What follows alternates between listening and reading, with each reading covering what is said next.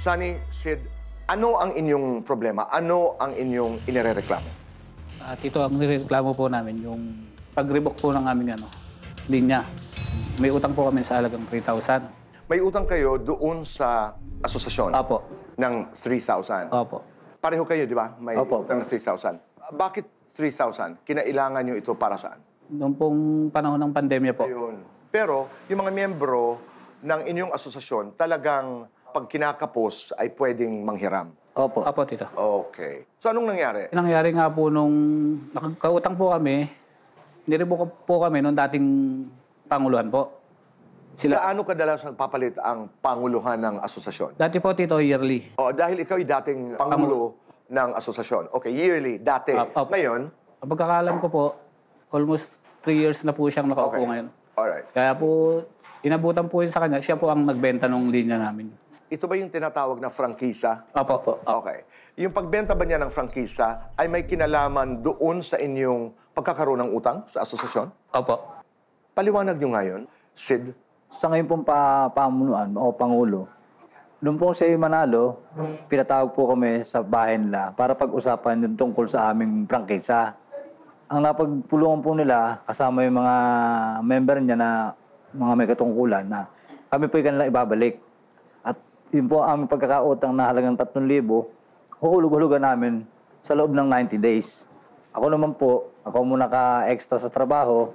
Pagdating po ng araw ng Sabado, alas 7 ng gabi, nagdala po ako kay Pangulong Talyo ng halagang 1,000 piso.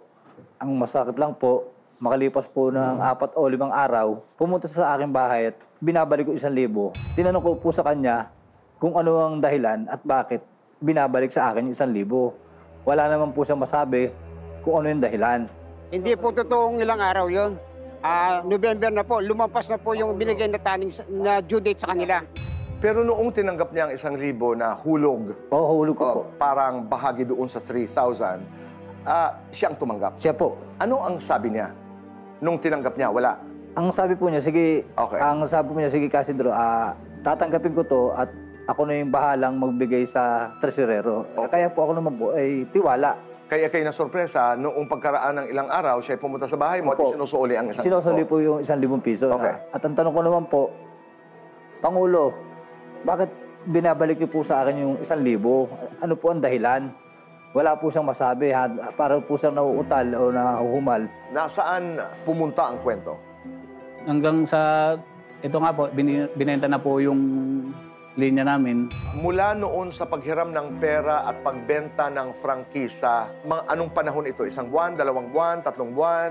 Tao po, Tito. Kasi po nag-pandemya po. Kailan nyo nalaman na nawala ang frangkisa? Nasundan ko po isang tricycle. Nakakabit po yung number 20 na para sa akin. Okay. Ganon din ang karanasan mo noon, Opo. Sunny? Nakita mo rin sa ibang tricycle na naroon na ang iyong number. Opo, may body number. So anong nangyari? Nalaman nyo na hindi na nasa inyo yung inyong numero, yung inyong frangkisa. Kayo ba ay dumulog doon kay Kapitan, doon sa Pangulo at nagtanong, anong nangyari? Hindi na po kami, Tito, dumulog sa Panguluhan. Kasi gawa nga po nung ipatawag niya kami, gumawa naman po sila ng resolusyon na nakapirma po lahat ng BOD niya na willing daw po kami ibalik sa TODA. Basta magbayad Opo. noong inyong pagkakautang. Opo. Tapos po, nung makita nga po namin yung body number nakakabit na sa iba, hindi na po kami kumibo. Kasi hindi namin po alam kung ano po ang dahilan kung bakit. Kayo ba'y nakakapasada pa rin? Kahit, Sa ngayon po, Tito, din. kasi pag hindi kayo ang may-ari noong frangkisa, ay kayo huhulihin. Opo. Opo. Dahil wala kayong numero, ika nga, doon Body sa number po.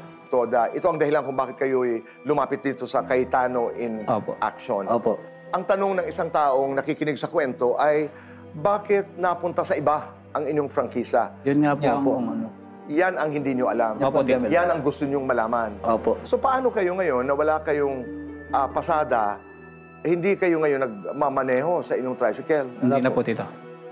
Nakahanap na kayo ng mga ibang trabaho? Minsan po nakaka-extra po kami sa construction. Minsan po wala, minsan po meron. Hindi po katulad ng pagta-tricycle, araw-araw po meron po kaming pambili ng pagkain ng pamilya. Hindi po kami ng problema ng pangkain, pambaon po ng mga bata kahit papaano. Kayo bang may-ari ng inyong mga tricycle? Opo. So anong nangyayari ngayon sa inyong mga sasakyan? Sa bahay lang po. Sa bahay lang. Hindi kayo nagpabarangay. Hindi po kami nagpabarangay, Tito. Hindi kayo lumapit. Hindi po. Oo. Sabi ko po sa kanila, konting unawa lang. 2022 to 2023, na-diagnose po yung tatay namin na may cancer. Namatay po siya ng August 17. 2024 po, namatay po ang nanay namin. Cardiac arrest. 5 months po ang pagitan. Yun po sinabi namin sa kanila na konting unawa lang kasi mabigat yung pinagdaanan namin. Pero hindi po nila kami naunawaan. Hanggang sa nabaliwala na nga po yung usapan. Pero may resolution po silang ginawa na willing daw po silang ibalik kami. Kung maaari po sana, maibalik kaming muli sa Saman o sa Toda, para po, kamukha ko po sa ngayon, hiwalay po ako sa asawa, single parents po ako, doon lang po ako maasa. Sa edad ko pong to, minsan nahihirapan na po ako sa construction. Ako yung maasa mamaya, kayo magkakausap nila Kuya Alan at Ate Pia at titingnan natin kung ano ang resolusyon na maibibigay ni Kuya Alan at Ate Pia at ng Cayetano in Action.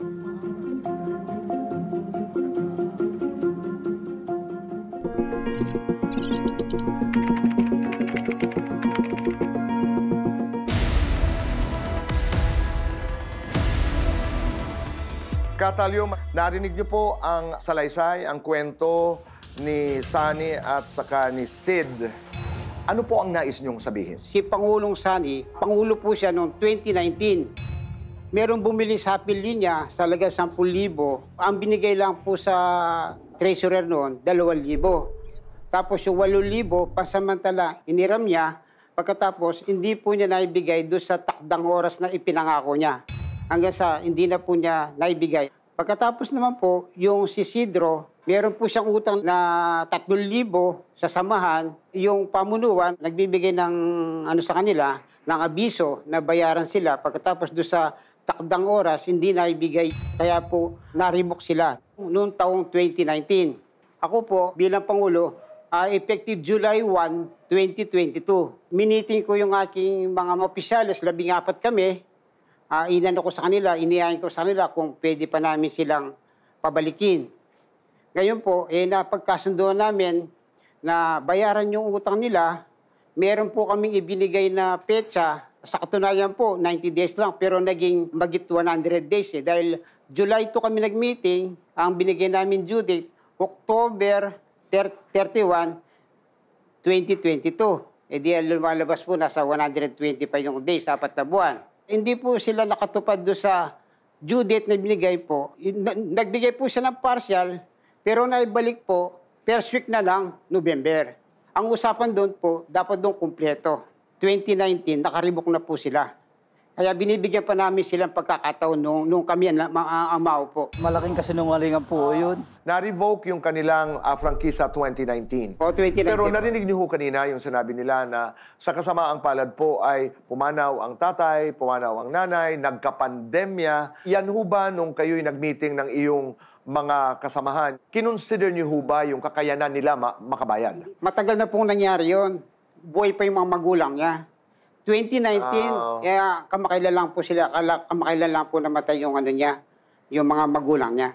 Buhay nga po. Kaso nga po, nasa ospital. 2019, 2024 po yung 2025 ngayon. Opo. Kaya- Tama ho ba yung sinasabi nila na ang agreement ninyo ay basta mabayaran yung kanilang mga pagkakautang ay maibabalik sa kanila yung kanilang prangkisa? Doon po yung yung agreement namin. Kaso po, hindi sila nakasunod.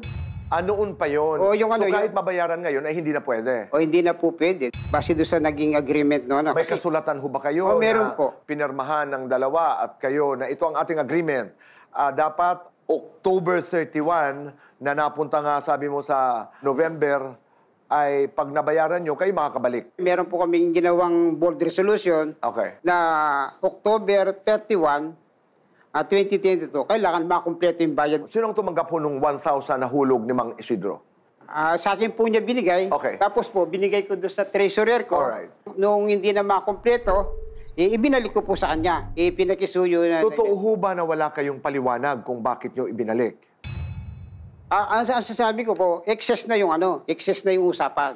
Ibig sabihin, lumampas na doon sa date. Lumampas na sa Pero date. nagpaliwanag ko kayo kung bakit nyo ho ibinabalik yung kanyang hulog. Ay, yun lang po sinabi ko, yung wala na pong maraming dahil doon sa excess na doon sa usapan. Okay. Ngayon kayo ho ang namumuno, kayo ho ang Pangulo. Opo. So ano po ang final, na desisyon ng inyong samahan tungkol dito sa kaso ni Sunny at saka ni Mang Isidro? Base po ngayon, hindi ko kasi may konsulta ko doon sa mga kasama kong opisyales. Unang-una po kasi yung kaso ni Sunny, nakarating na po yun doon sa nakarating na po sa federasyon. Ang ibig pong sabihin, yung federasyon, sa isang bayan, meron pong pinaka-presidente ron.